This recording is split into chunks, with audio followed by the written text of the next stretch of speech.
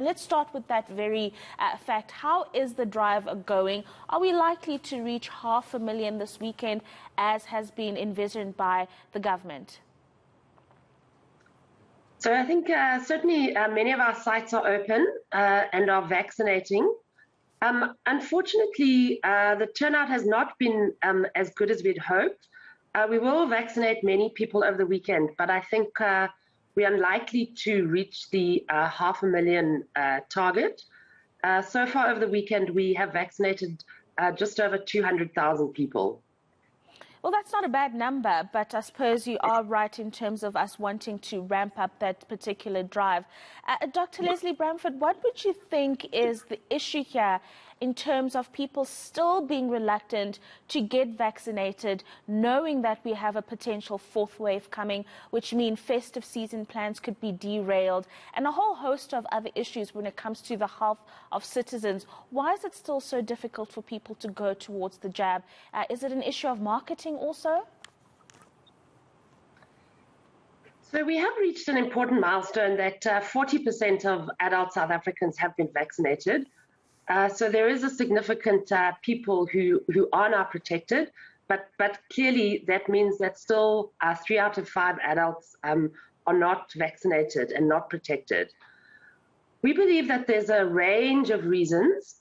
Some people are unsure, maybe have some legitimate fears or waiting to see.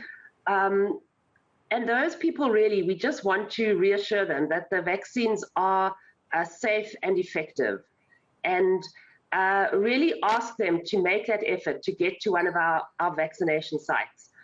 We have vaccination sites right around the country, but obviously people need to take responsibility and make sure that they get to a vaccination site. We are also very concerned that there is a lot of misinformation circulating, that people have all sorts of untrue beliefs about the vaccine. And that is very concerning if people are not making good decisions. Thirdly, we know that there are some people who may have difficulty accessing a vaccine site for whatever reason. Maybe it's not close enough to their homes. Maybe they are financial barriers. So at the same time, we are working very hard to, as far as possible, take vaccinations to people. So a commitment from our side to make the vaccines as accessible as possible, but also needing to request everyone to come forward and make that effort, maybe overcome their fear of a jab and come forward and be vaccinated.